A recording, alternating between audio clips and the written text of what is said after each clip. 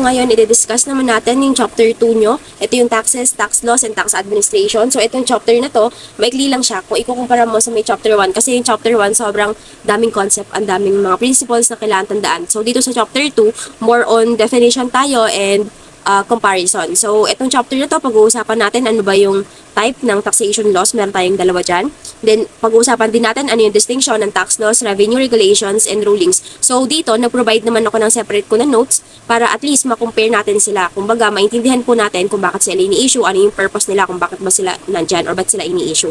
Then, pangatlo, yung tax, its elements and classification. So, dito, pag-uusapan lang natin, i-define lang natin ano yung tax, and ano-ano yung mga elements niya para masabi mo na valid yung tax na ini-impose sa mga taxpayers. And ano yung classification. In terms of classification, marami po tayong way kung paano natin makaklasify yan. For example, yung tax, ini-impose siya as to purpose, ganyan, or tinatax siya based sa may subject matter, so ganun. So, pag-uusapan naman natin yan lahat. Then, yung pang-apat, yung distinction of tax from similar items.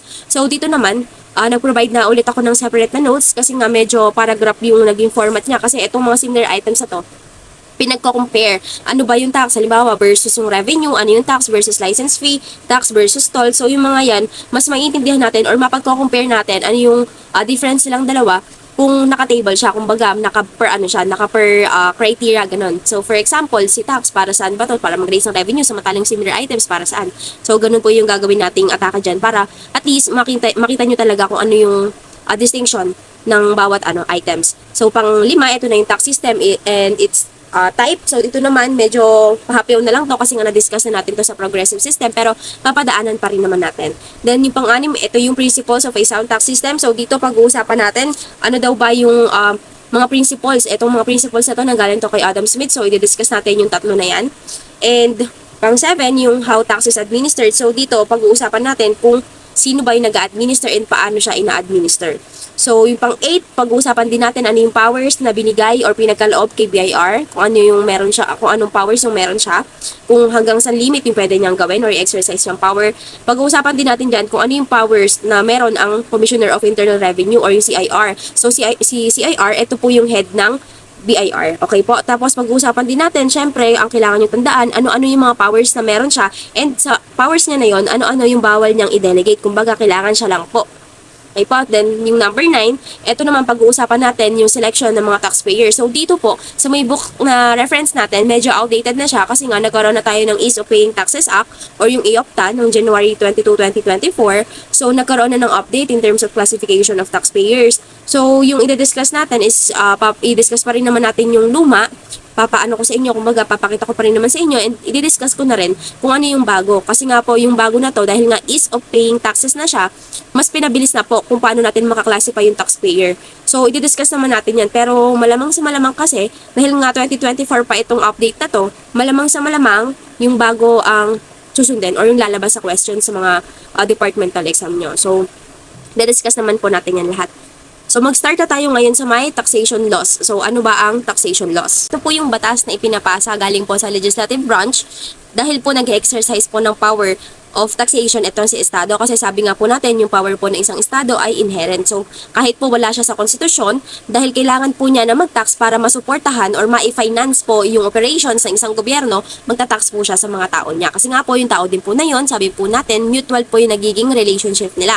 Si taxpayer magbabayad po ng tax, si taxpayer po makaka-receive naman din po in return ng services na maipoprovide po ng gobyerno. So, dito po sa may taxation law, meron po tayong dalawang types. So, ito pong una is yung tax laws. So, pag sinabi po natin tax laws, ito po yung batas, magkakaroon na po ng imposition or magpo-provide na po ng instruction kung paano po magbabayad and paano po kokolektahin yung tax nila. So, dito po sa collection, pag-uusapan po natin yan mamaya kung ano-ano po ba yung ways, kung paano po makakakolekta si BIR. Pwede po makakolekta sila through withholding or pwede rin naman na self-assessment method. Ito po yung discuss natin nakaraan na kung saan si taxpayer na mismo yung magkukusa na mag-remit ng tax niya, and pwede naman din po na assessment and enforcement system. So, ito naman po yung sinasabi natin na kapag na-audit si taxpayer. So, makakakolekta si BIR kapag in-audit niya and in-assess niya at nakita niya na talaga namang kulang po yung binabayadan na tax. So, dito po sa tax laws, meron po tayong 4 na examples. tax. Pero naging tatlo na lang po siya kasi nga po na-update na yung CNT. So yung una, yung NIRC. So dito po sa NIRC, ito po yung ginagamit or fina-follow po ng BIR or yung national tax natin. Pangalawa naman po is yung Tariff and Customs Code. So dito naman po, ang sumusunod naman po dito or pinag-uusapan natin ng mga taxpayer, ito po yung meron po mga imported goods na papasok po dito sa Philippines. Kasi nga po, sabi natin, pag pumasok po ang goods sa Philippines, meron po tayo dyang tax. Meron pong taripa, meron din pong VAT on importation. So, meron mga customs duties na tinatawag natin. So, mapag-aaralan nyo naman yan sa may business tax nyo. Basta tandaan nyo lang po na Tariff and Customs Code, ito po yung sinusunod ng Bureau of Customs kapag po may pumapasok na imported goods. Then, yung CND, ito po yung sinasabi ko na na-supersede na po kasi ito. Ito po kasi before, ang tax po dati ay meron pong dalawa tayong tax code na sinusunod. Maghihiwalay pa po sila in terms of yung sa sinusunod po ng local government and yung sinusunod po kapag real property tax. So, dahil nga po na-supersede na siya, ibig sabihin, napalitan na, pinalitan na po siya ng local government code na pinag-isa na lang po yung provision ng batas na ito na po isusundin basta po sa local government units. So, yun po yung tatlo natin. So, pangalawa naman po is yung tax exemption laws. Pag sinabi po natin exemption laws, so sabi nga exemption, so ibig sabihin nagkakaroon po yung taxpayer ng immunity. Nagkakaroon po sila ng parang privilege na ibinibigay po sa kanila para hindi na po sila magbabayad ng tax. So, tandaan lang naman po natin, ito po yung legal maxim natin na taxation is the rule, exemption is the exception. So, tandaan lang po natin yun na kasi po generally lahat po taxable. Unless po magkaroon po o makapagpakita po tayo na mayroong talagang tax exemption laws or meron po talagang provision sa batas na nagsasabi na exempt ka.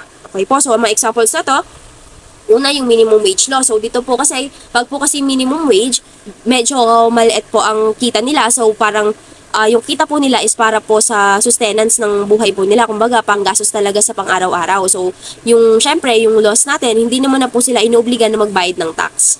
Then, pangalawa, yung Omnibus Investment Code. So, ito po, mapag-uusapan or mapag-aaralan nyo po sa may fourth year nyo, sa may preferential tax. So, dito naman po, sa may investment code po na ito, nakasaad lang naman po kasi annually, kung ano po yung mga priority plans ng isang gobyerno, ano-ano po yung mga investment na gusto po nilang papasukan dito sa Philippines para po ma-meet yung development goals ng isang bansa. So, meron po yung listahan and kung sakali po na yung halimbawa yung business ng foreign business tapos papasok dito sa Philippines, gusto po magkaroon dito halimbawa ng branch. So, minsan nagkakaroon po ng mga tax holiday kung saan binibigyan sila ng immunity para pumasok po sila dito sa Philippines and mag-conduct sila ng business. So, bakit po? Kasi nga po, itong mga businesses na to, pag pumasok po dito sa Philippines, hindi lang po nila madedevelop yung Philippines. Makakapag-provide din po sila ng mga trabaho sa mga tao dito sa Philippines. So, may mga may mga investment or may mga businesses na priority po nila. So, kung sakaling kasama sila doon sa IPP or yung Investment Priorities Plan, pwede po silang mabigyan ng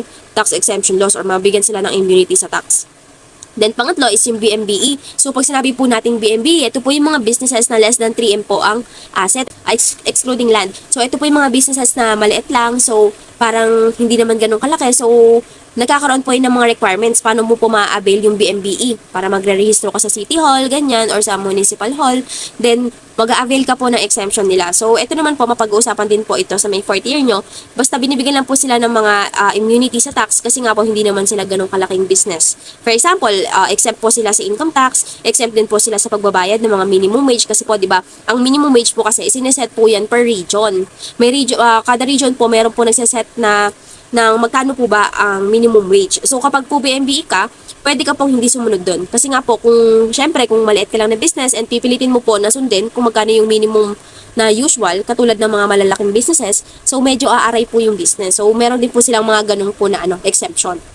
Then, yung pang-apat po is yung Cooperative Development Act. So, dito po sa Cooperative Development Act, ito po ay more on, po kasi kapag sinabi po natin cooperative, di ba, merong mga members, tapos natutulungan sila. So, gusto po kasi ng government natin na itong cooperative, dahil nga mas nakapag-foster siya or nakakapag-help sa isa't isa, parang pinapabayaan po nila na mag-i-exempt po yung transaction ng isang cooperative sa members niya. So, pag-aaralan nyo naman po yan sa RFBT nyo kung ano-ano po yung mga requirements para masabi po na exempt ang isang cooperative. So, may mga requirements po kasi hindi naman po porke cooperative ka and lahat na ng transaction mo exempt. So, meron naman magiging exempt pero may mga limits po iyon or meron po yung mga requirements kung kanino ko lang pwede makapag-transact para maging exempt ka. So, basta yan po ang dalawang types ng taxation laws. Okay po? So next naman po is yung sources of taxation laws. So dito po sa sources of taxation laws, andyan po yung constitution. Ano po yung constitution? Syempre, hindi naman nabago sa pandinig natin, pero pag sinabi po natin constitution, ito po yung supreme law of the land. At dito nga po nakasaad yung lahat ng wishes po ng people, and sabi po natin, ito po yung constitution, ito po yung highest authority. Ibig sabihin siya yung pinakamataas, kaya sabi natin supreme law of the land. So, ito naman, tandaan lang po natin, ang nagbibigay po na to ay yung people. Okay po, huwag natin sulat. Yan, people. Basta tandaan nyo, people, pag constitution. Kasi nga, lahat po ng kahilingan ng tao nandyan po. Then, pangalawa is yung statutes and presidential decrees, yung mga PD, sinasabi natin. Ano po yung difference ng dalawa na yan? So, yung pareho po na yan ay nanggaling po sa legislative power. Pero, yung actual po na nag-exercise ng legislative power is magkaiba. Pag sinabi po natin statutes, ito nga po yung mga tax laws na ang nagbuo is yung Kongreso. Samantalang kapag sinabi naman po natin presidential decrees, ito po papasok yung si former President Marcos Sr. Kasi nga po, before, di ba sabi nga po natin nung nagkaroon ng martial law, nasuspend po yung Congress. Nasuspend po yung legislative power. So, nung nasuspend po yun, si mismong president siya na din po yung nag-i-impose ng mga batas, and siya na po yung naging lawmaker. So, ito po yung mga batas po na ginawa niya. So, medyo konti na lang naman yan kasi nga yung mga batas na PDs or yung mga presidential decrees, napalitan naman na po yan. So, pero meron at meron pa rin naman. Pero yan nga po, yung galing kay former President Marcos Sr. Then, pangatlo, yung judicial decisions or case law. So, bakit po ba kasi naging source pa ng taxation laws? Kasi nga po, yung mga decision po ng mga korte, pwede po maging basis nung mga similar cases. Kung sakaling halimbawa, before may decision na sila, na same naman po sa problema or case po natin ngayon, pwede po yun maging basis ng taxation laws. Okay po. Then, pang-apat, executive orders and batas pangbansa. Ano po yung difference po na to? So, kapag sinabi po natin executive orders, ito po yung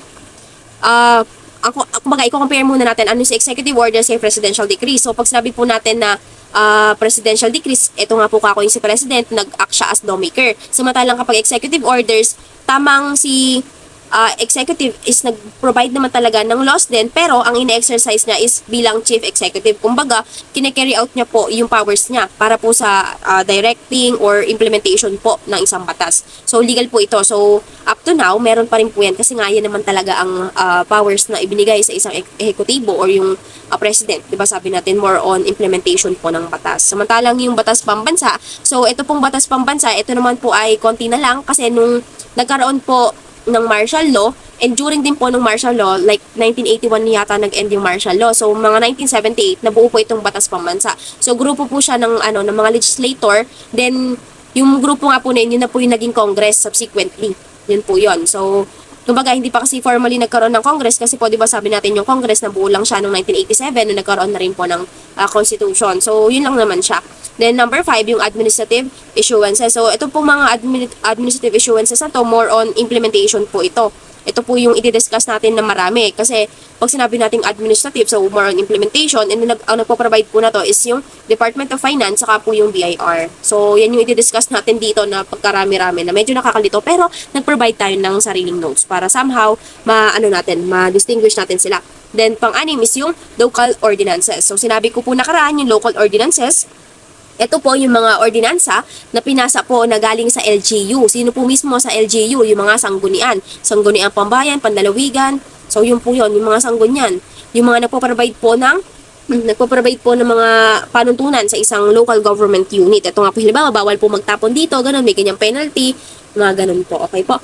The number 7, ito po yung tax treaties and conventions with foreign countries. So, sabi nga po natin na kung sakaling meron tayong domestic laws and meron din tayong treaties with other countries, so mas matutupad po or mas masusunod yung tax treaties natin. So, pwede rin po kasi siyang source ng taxation law. Then, next naman is yung revenue regulation, na i-discuss naman natin dito. Pero ito nga po yung ibinibigay or sini-issue po ni Department of Finance upon recommendation po ng Commissioner of Internal Revenue. So, i-discuss muna natin ano-ano ba yung types ng administrative issuances. So, dito po sa types ng administrative issuances, mas maganda po na magkaroon tayo ng separate na notes. Ito nga po yung notes na ako po mismo. Pero, ang i-advise ko po sa inyo, kasi nga po, kapag po mga definition, more on talaga na ang itatanong sa inyo is yung definition na galing po dito sa mga tax code. Yan, yung mga definition na yan. Ganyan, yung signed by the Secretary of Finance. Kasi po, nung board exam ko, yan din po yung tanong. Ganyan din po mismo yung kumbaga po ay yung layout. Pero po kasi, bakit po natin kailangan po magkaroon ng separate natin na notes? Kasi nga po, kapag po itong mga administrative issuances po na to, itinanong po sa may mga MCQ or mga ano na, kumbaga more on application na, medyo mahirapan ka na pong i-apply kung ano po ba ang difference na to. So, ito naman, nag-provide naman ako ng mas magandang comparison nila para hindi na po tayo malito. Okay po, so, ayun na po, i-discuss na muna natin. Dito po sa types ng administrative issuances, meron po tayong 6. Yan po yung 6 na yon. So, i-discuss po natin gamit po yung separate po na notes. And unang-una na nga po dyan yung revenue regulations. So, dito po sa revenue regulations, ano po ba siya? So, pag sinabi po natin revenue regulations, ito po yung mga rules or ito po yung set ng instructions na nagpo-provide kung paano po ba natin i-apply yung isang tax law. Andito po kung paano ba natin kukumpitin yung tax, anong mga BIR forms yung gagamitin natin, ano yung mga dapat na procedures na dapat sundin, kailan yung deadline, ano yung mga documentaries na need pa nating i-attach or maging attachment natin, etc. So, ito po kasing revenue regulations, nanggagaling po siya sa Department of Finance, specifically nga po sa may secretary ng Department of Finance. So, ang process po kasi niyan, magda-draft po itong si Commissioner ng BIR. Pagka-draft niya po nun, ipapasa niyo po kay Secretary ng Department of Finance. And then, si Secretary of Finance, siya na po yung mag-i-issue po nun kung okay po ba yung ginawang interpretation or dinraft pong interpretation no CIR. So, dito sa ilalim, makikita nyo, may table po tayo dyan. Meron tayong tax laws, meron tayong revenue regulation, and meron tayong rulings. So, ano po yung rulings? Natutandaan nyo po, ito po yung RMR o yung Revenue Memorandum Rulings. Ito po yung tinutukoy po natin ditong rulings. Hindi po yun yung BIR rulings kasi po pag BIR rulings, mere advisory lang po yun. So, yung rulings po dito ay Revenue Memorandum Rulings. Okay po? So, dito po sa tax law, ang tax law po, nagbumula nga po yan sa Congress, ipapasa kay President. So, Congress siya. Samantalang yung revenue regulation, nanggagaling nga siya kay Department of Finance kasi si Department of Finance siya ang mag-i-issue upon recommendation and draft na ginawa po ng CIR. Samantalang yung rulings po, manggagaling po ito kay BIR. Okay po, specifically kay CIR. Okay po. So in terms of superiority, ibig sabihin sino ba yung mas nasusunod? Una po dyan is yung tax laws, pangalawa si RR, at pangatlo lang si rulings. Pero alam nyo po, sa actual practice, more on ano po yan more on nasusunod po itong si RR kaysa po kay tax law. Yun po sa actual practice. Pero in terms nga po sa may book natin, dahil syempre ganun naman yung magiging tanong sa inyo sa libro, so tandaan nyo lang po na mas nasusunod po itong si tax law in terms po sa libro, pero sa actual practice, mas sinusunod po talaga yung revenue regulations na nanggagaling po sa Department of Finance. So dito po sa scope, kapag daw po tax law, broad siya. Bakit po siya broad? Kasi po, kapag po tax law, ang pinoprovide lang po niya is yung framework. Binoprovide lang po niya kung ano yung rule. Samantalang kapag po yung revenue regulation, andito na po yung detailed siya. And in terms of pagiging detailed, nandyan nga po yung sinabi ko kanina na kung ano mga forms na gagamitin, paano i-apply, kasi sabi nga po natin siya yung detailed instruction. So nandyan po yung application. Nandyan yung detailed po na issuances na kung paano po ba natin i-implement yung rules na or yung tax laws. Okay po. Samantalang yung rulings, ito po ay specific. Bakit po siya specific? So, pag-aaralan natin sa Revenue Memorandum Rulings, na specific siya kasi nga, more on, nakadepende lang siya sa kung ano po yung facts na meron tayo based po sa queries or sa tanong po ng taxpayer na nagtatanong. Except daw if general ruling. Siyempre, if general ruling siya, hindi siya specific. Pero, pag general ruling din naman na ganito, somehow, ano pa rin naman po iyan. Medyo rule-oriented lang. Pero, hindi po kasing detailed na to. Kasi ito pong si revenue regulation, siya lang po ang may effect of law. Ito po, tandaan nyo, effect of law. Siya lang po. And in terms po sa revenue regulation, ang ina-applyan po na to ay lahat po ng taxpayer. Tandaan po natin, okay po? Basta po revenue regulations, ito po yung official rules. Ito po yung rule books for tax compliance. Kung paano po ba natin i-comply yung tax obligation natin. Nag-apply po ito sa lahat ng taxpayer. And kung ano man po yung dinraft, ni-recommend ng CIR at i-issue po ng Department of Finance, meron po siyang effect of law. Sinusunod po siya. Okay po? Yan po. Next naman po ay yung Revenue Memorandum Orders. So, pag sinabi po natin Revenue Memorandum Orders, ito po yung mga internal memos sa loob po ng BIR. Bakit po siya sa loob lang ng BIR? Kasi po, yung mga nasa loob ng BIR na binibigyan po ng Memorandum Orders na ito ay yung mga BIR employees. Kumbaga, nagkakaroon po ng issuance itong CCIR at nagpo-provide po siya ng guidelines kung paano po yung pagpapatakbo or paano po yung operations and internal procedures sa loob po ng BIR. So, makikita nyo po dyan, lahat daw po ng areas except lang daw po doon yung auditing. So, bakit po except yung auditing? Except po ang auditing kasi po in terms po ng auditing, specifically yung tax audit, kailangan po yung exercise na ginagawa po ng mga BIR officials or ng mga internal revenue officers ay dapat po nakabase yan sa legal authority na meron siya over kay taxpayer. Saan nanggagaling yung legal authority na yon? So, yung legal authority po, nanggagaling po yan sa may tax code and yung mga iba pong issuances na na merong effect of law tulad nga ng revenue regulation. So, hindi po kasi pwede na magkaroon ng tax audit tapos nakabase lang po sa revenue memorandum orders. Kasi syempre, parang itong revenue memorandum orders, memos lang siya. Parang mere advisory lang siya. So, kailangan po, kung magkakaroon man ng basis sa may tax audit or yung auditing nga natin, dapat galing po sa tax code or other issuances. Okay po, so ulitin ko, ito pong RMO internal memos lang po para sa mga empleyado ng BIR. So, hindi po siya binding sa taxpayer. Hindi po siya binding sa taxpayer. Kasi ang meron lang po kinalaman dyan ay para po iyan sa mga BIR employees. So, next naman dyan is etong dalawa. Dito natin pagkumpara natin itong dalawa na to. So, ito yung revenue memorandum ruling sa BIR ruling. So, pag ito pong dalawa na to, more on rulings oriented siya. Paano po ba natin pag sinabing rulings oriented? Nagpo-provide po siya ng instruction or interpretation kung paano po ba i-apply yung tax law. Samantala, ito pong pang number 5 natin, saka number 6, more on guidance siya. Parang ano lang siya, public announcement. Ayan, makita nyo. Parang guidance lang siya, nagpo-provide lang siya ng public announcement. So, ito pong numbering natin, hindi po ay nakasunod sa libro dahil nga po sabi ko sa inyo, notes ko po ito. So, gusto ko po kasi ang notes ko somehow maiintindihan and magiging comparable talaga siya. So, tingnan nyo na lang po yan sa may libro.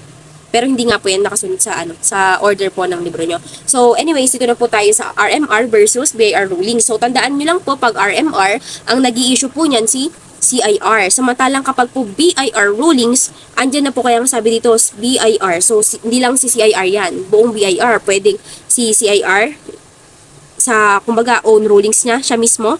And pwede naman din daw in the name or authority delegated na, ay basta nag-delegate. Kumbaga, hindi si CIR, meron siyang dinelegatan na mga individuals, na mga BIR office or divisions na para mag-act po sila in behalf of BIR. Magpo-provide po sila ng interpretation in behalf of CIR and yun nga po yung tinatawag natin na BIR rulings. So, dito po, may isa pa pong comparison ng dalawa na to. Kapag po sinabi nating revenue memorandum rulings, ito po ay general interpretation. Samantalang ito pong BIR rulings, ito po yung specific interpretation. So, ano po yung difference nilang dalawa? Yung si revenue memorandum rulings po, nagbigay ka lang po ng rulings dahil merong legal ambiguity, ibig sabihin malabo yung batas. Samantalang si BIR rulings, nag-provide ka po ng rulings kasi merong nagtanong, may specific na query. Kaya nga po, kapag pinag-uusapan po natin is sino po ang affected, makikita po natin na kapag po revenue memorandum rulings, limited lang po siya. Bakit po siya limited? Kasi po may selected lang po ng mga taxpayer na merong specific set of facts na tinataglay. Ibig sabihin kung ano lang po yung may similar situation and merong same po na set ng facts, sila lang po yung applyan nitong RMR. Samantala, ito pong BIR rulings, mas specific pa siya kaysa kay RMR. Sabi po natin, general interpretation siya na nakabase po sa specific set lang ng mga facts. Nagpo-provide lang po ng commentaries or nagpo-provide lang po ng interpretation. Itong si CIR based po sa specific set of facts. Samantalang ito pong BIR rulings, nagpo-provide po yung BIR office ng interpretation dahil meron pong taxpayer na nagtanong and yung specific taxpayer na yon, meron siyang specific situation. Meron siyang specific din na set of facts na sa kanya lang po applicable. So, kung ano man po yung ibigay na rulings, dahil nga siya yung nagtanong, sa kanya lang po yun applicable. Sa mismong address lang po. Makikita nyo po dyan, meron po tayong note dyan, na kung sakali daw po na yung RMR, yung Revenue Memorandum Rulings, and yung BIR rulings ay hindi po magkamuka, magkakaroon po tayo na, masasabi po natin na yung BIR rulings ay null and void ab initio. Ano po ibig sabihin na to? Kailangan po, ito pong si BIR rulings, nakasunod po siya sa Revenue Memorandum Rulings. Kaya sabi dyan, RMR is greater than BIR rulings. Kasi po, dahil nga itong si RMR ay general interpretation, kailangan po itong si BIR rulings na i-apply niya sa specific taxpayer, nag-a-apply po yung general interpretation po natin. Okay po? Kaya tandaan niyo po kung hindi po masusunod or magkaroon po sila ng conflict, ang masusunod po ay si Revenue Memorandum Rulings. Okay po? Kasi kung hindi po masusunod, uulitin ko, null and void ang BIR rulings. Okay po. So, ganun lang naman siya kasimple. So, ulitin ko po, RMR, ito po ay nag-exist dahil meron pong legal ambiguity. Ibig sabihin, malabo talaga yung tax laws. Walang nagtanong talaga nagbigay lang sila ng interpretation. Samantalang pag BIR rulings, meron po nagtanong na taxpayer, may nag-request po na clarification, so sinagot po ito ng BIR office. Okay po, ganun naman siya kasimple. Okay? Yun lang. So next naman is yung Revenue Memorandum Circular or yung RMC, saka yung Revenue Bulletin or yung RB. So sabi ko nga po, yung difference na to sa 3 and 4, ito pong si 5 and 6, more on guidance po yung pinoprovide niya kung paano po ba magko-comply itong si taxpayer. Kasi more on public announcement siya, unlike po sa 3 and 4 na more on interpretation. So dito po muna tayo sa Revenue Memorandum Circular. Pag sinabi po nating Memorandum Circular, ito po yung nagpo-provide lang po ng clarification and guidance kung paano po susundin yung specific na tax law. Samantalang kapag revenue bulletin, ito po yung as in talagang nagkakaroon po ng publication. Parang nakadikit kung paano po yung magiging proseso, ano po yung kalagayan ngayon, kumbaga nagpo-provide lang po ng update. And of course, nagbibigay din ng notice. Okay po. So dito po sa RMC natin, ang possible po na panggalingan po na to si BIR mismo or pwedeng other agency. So bakit po other agency? Kasi po may iba't iba pa po tayong mga agency na meron din pong tax implication or nakaka-apekto rin po sa pag-administer nung tax po natin. So for example, meron po tayo dyan si Department of Finance. Dahil nga nagpo-provide siya ng directives, pwedeng yung mga directives niya maging basis din po para sa mga susunod na tax cases na may similar case po or specific same situation. Okay po?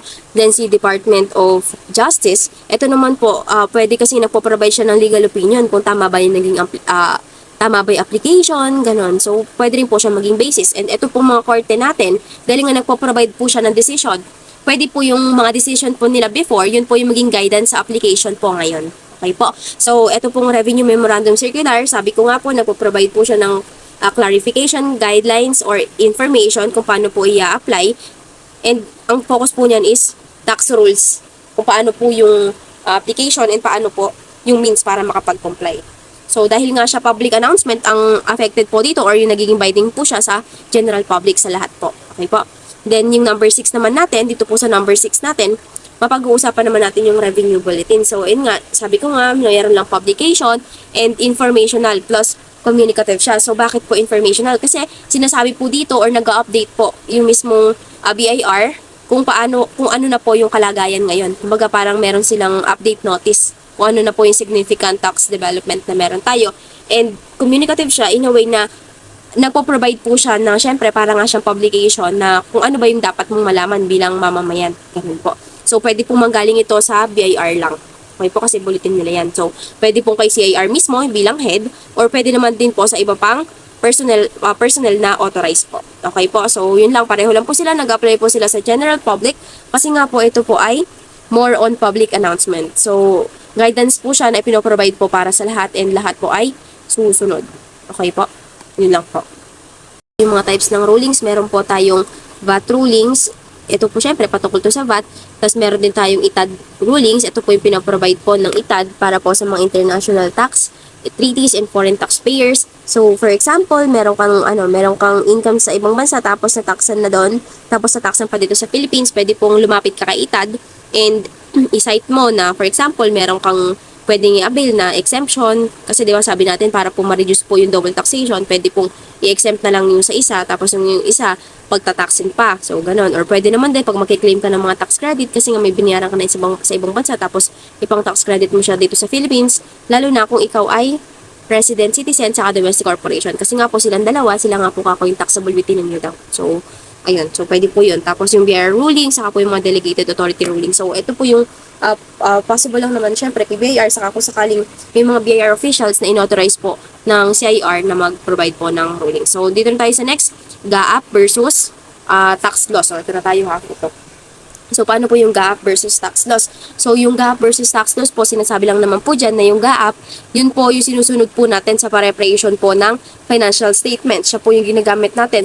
Kung paano po ba natin masasabi na yung isang specific transaction is dapat po bang i-record sa libro. And in terms po sa recording sa libro, tandaan po natin na ang ginagamit po natin ay GAAP. Pero, ang ginagamit po natin sa tax reporting is yung tax law. Siyempre, yung tax laws, yan po ang magdedetermine kung taxable ba yan, pwede mo bang claimin yan as deduction. So, ganun lang naman po siya. Kasi nga, syempre, pag GAAP, ang tanong dyan, paano mo ba dapat i-record and paano mo dapat i-report yung specific transaction sa may FS mo. So, ganun lang po yun. Pag naman tax laws, syempre, paano po ititreat yan ng government kung magiging deductible ba yan, kung taxable ba yan. Yan. So, possible po sila na magkaroon po sila ng different result. Kaya nga po sa may accounting nyo, sa may Intac 2, yung sa under ng LIAB, meron po dyan past 12, yung income tax. Kasi nga po, pinag-uusapan dyan kung paano po ba yung pagre-recon ng items. Diba, kinocompute pa nga dyan yung mga deferred tax asset, ganyan, or LIAB. So, ayun lang naman siya. So, ganun lang ka-simple. So, ulitin ko, ang ginagamit po sa libro, sa pagre-record po ng transaction, ay gaap samantalang sa preparation po ng tax returns po natin ay tax loss. So, yun lang naman. Yun lang naman yung point niya dyan. And, hindi naman na natin yan dapat gawin pang complicated. Dahil pag-aaralan yan o baka nga pinag-aaralan nyo na. Okay po. So, next naman yung nature of Philippine tax laws. So, yung nature po ng Philippine tax laws, medyo magulo yung notes ko. Pero sinasabi lang naman dyan na ang Philippine tax laws po ay civil and not political in nature. Bakit po siya civil? Kasi concerned po siya primarily sa may private rights and obligation. And hindi po siya nagbabago regardless kung sino po yung government natin. For example, so dati ang president si Rodrigo, ngayon naman ang president si BBM. So hindi po natin masasabi na dahil nagbago ang president, yung mga previous taxes mo or yung previous na kinita mo na hindi po na-tax ay hindi na po magiging taxable. Kasi nga po, civil siya. So, nagko-concern po siya sa may private rights and obligation. So, meron po dyan, sabi din dyan na effective daw siya even during periods of enemy occupation. Kasi nga po, ulitin ko, hindi po siya political in nature. So, kahit po magbago man ang government, yung obligation mo po na magbayad ng tax ay nag-i-exist pa rin. Okay po? Tapos, isa pa, sabi din dyan, yung internal revenues daw po natin, internal revenue loss ay hindi daw po siya penal in nature. Ano po ba kasi yung penal? Pag po kasi sinabi po nating penal, more on punishment. So, ito pong tax laws po natin, hindi po siya penal in nature. Kasi nga po, ang target po na to is hindi po mag-regulate. Ang target po nito is mag-raise ng revenue. Yung pag-regulate po ay parang secondary purpose na lang po niya, which is mag-punish po ng mga people na magiging offender. Ibig sabihin yung mga taong hindi po susunod, hindi po magko-comply or hindi po susunod sa may tax law. So, ganun naman siya. So, primarily po kasi, ang tax laws po natin is para po mag-raise ng revenue at secondary lang po yung mag-regulate po ng mga conduct and ma-secure po yung compliance ng mga taxpayer. So, ganun lang naman siya. Kasimple.